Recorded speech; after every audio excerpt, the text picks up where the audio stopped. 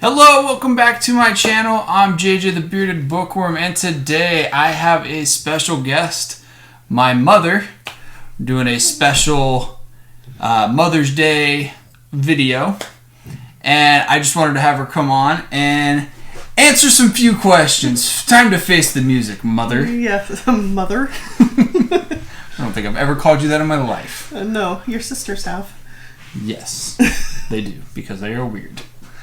So, Mom, tell the fine viewers a little bit about yourself. So, well, I'm Lene Merrill, JJ's mom. He is my only son, so I guess you could say he is my favorite son. I heard child, but continue. Potato. And Y'all heard it. So, I've been married for 30 years. We have 4 kids. I am a teacher and have always kind of had that love or infinity of reading, and actually taught resource readings for struggling readers at one point. And so I do that, and then on the side I also have another business that we're working on. So She made these. So, Mom, what are some of your favorite books from when you were a kid? Oh, I remember reading Lucille, which is about a horse and a hat. Okay. And she eats the flowers off the hat. I think we had that one. We did, and that was actually my book from my childhood. Oh, was it? It was. I never read it. And the other one was This Pig. I don't know if you remember that one, where the pig goes to town. He lives on a farm, and he feels like he's missing out on the city, so he goes to the city, but then he starts missing the mud.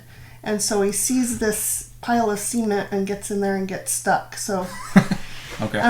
Anyway, those were out both I Can Read books, it was a subscription that my mom had, and every month we would get 2 books in the mail, and I can't tell you how many books from there, but those 2 I read over and over. Do you remember Danny the Dinosaur?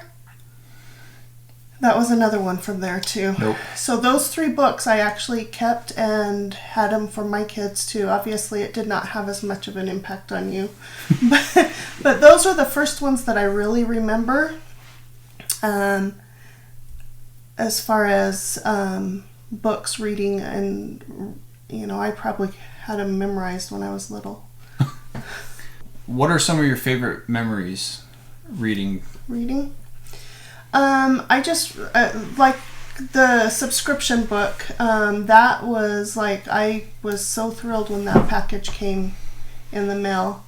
And then a little bit older, I was 11 or 12 when we moved to Colorado. Actually, it was 12, 13. And it was Pagosa Springs, really, really small town. But not only that, we lived 45 minutes outside of this little town, so it was very secluded. And there wasn't a lot to do, so that's when I really started reading. And I just would go out on the deck and read, or go out in the hammock and read. And Man, I wish I could do that. I know. Because I remember, that's where we went a little bit when I was a kid. And now as an adult, I'd be like, yeah, that's like an ideal I would love vacation. To be in the middle of nowhere with a book and exactly. forest and a hammock. Yes, now I would that would be like the ideal vacation. And if you ask me what my ideal day is, it's usually either crafting, creating, obviously, or reading. And nothing, when it rains, it makes me want to open the doors and windows and just sit down and read. Okay. Did Grandma ever read to you? I don't remember my parents, either one, reading to me. But they the subscription. Right. They always, and I don't know if it's because I always have had that infinity and kind of drawn to the books, and that's where it came from. I don't know. I don't remember my parents ever reading very much. I mean, to be fair, I don't remember you reading to me either, but I started Right. reading early, so. And I get that, and they very well could have, but I don't remember even books necessarily. I mean, we had a few books around, but not like a shelf. No, nobody was readers No. in your family. Okay. Some of the books that I read up there that's where I really started reading Louis L'Amour, though. Okay. And that was... Because Grandpa had those even then, yeah, right? I take that back. My dad did have Louis L'Amour books. I don't ever remember him reading them. He could have. But, fun fact with Louis L'Amour, one of the books was dedicated to my uncle. Because the setting is at... in Colorado, it was at their ranch. So. Oh, okay.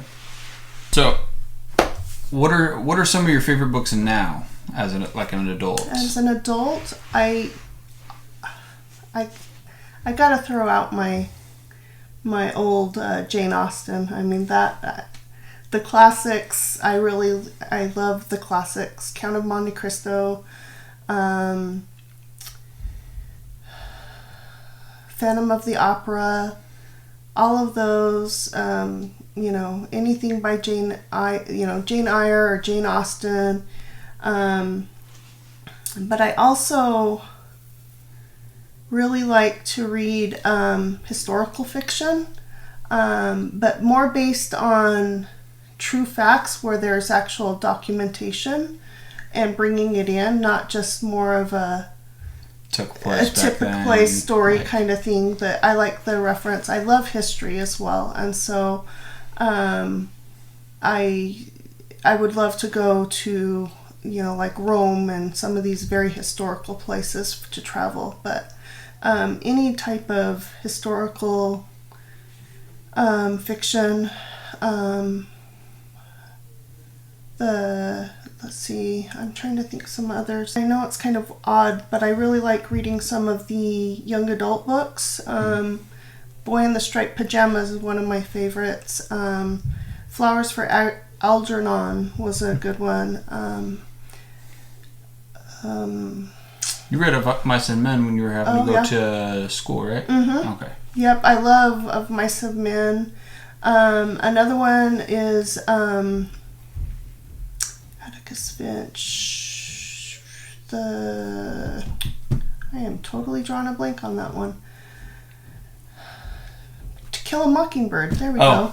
That's a never really read good it. one. Yeah, well that one I really enjoyed. To Kill a Mockingbird too. I had to read it, in high school, but then I might have I've reread it. probably cheated. You probably did.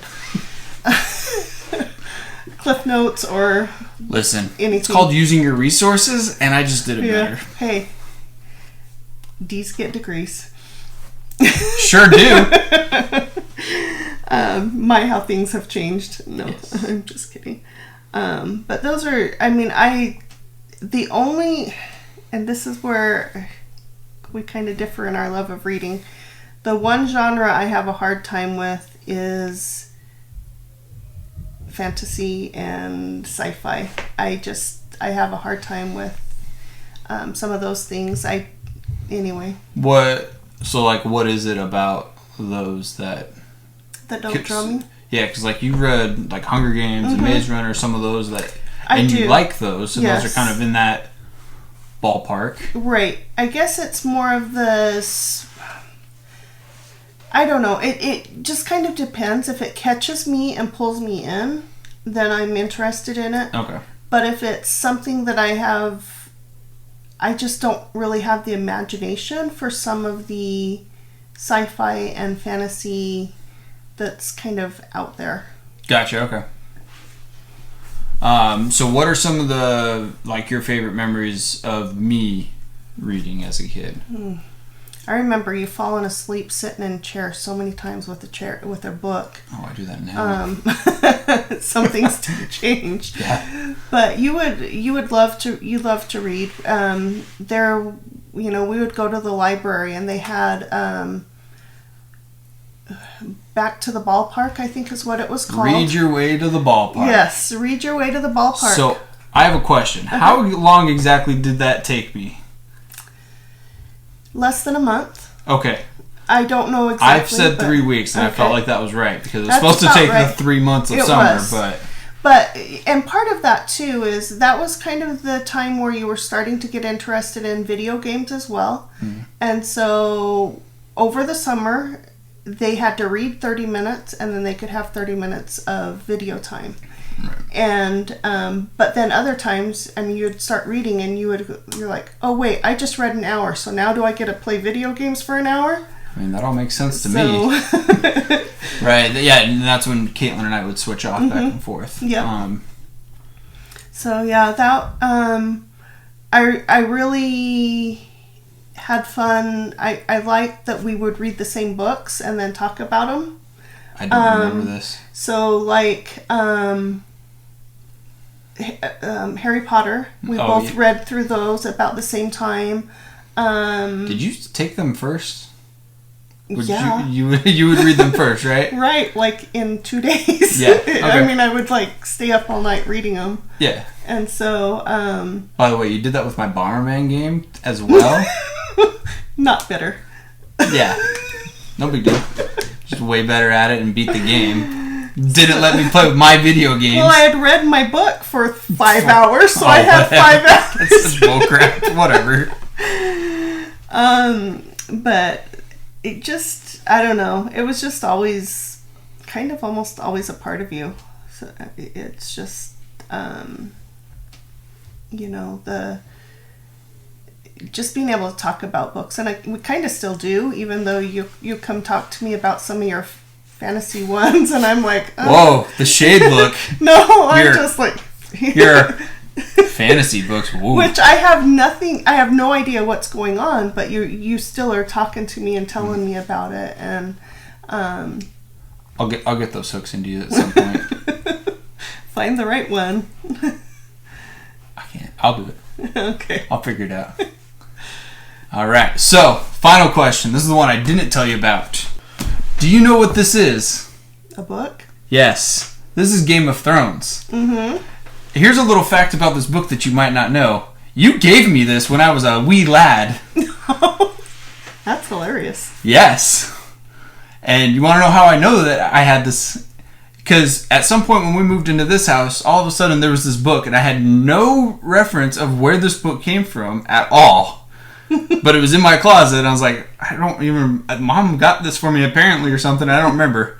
But here are the parts of the book that I remember as a child. So then when I watched the TV show, I was like, oh, I definitely read this book. Let's do... start that word right there, and then that next paragraph. Out loud, please. Yeah, let's not. Jeez. All right. Now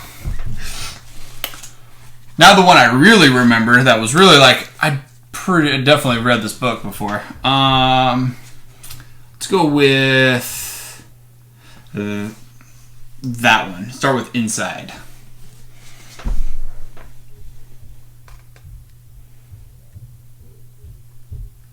Yep, alright. Cool.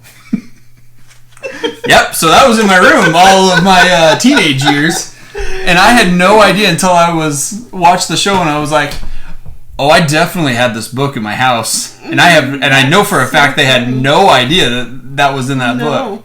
Because I don't even think it was called Game of Thrones. I remember A Song of Ice and Fire being on the cover.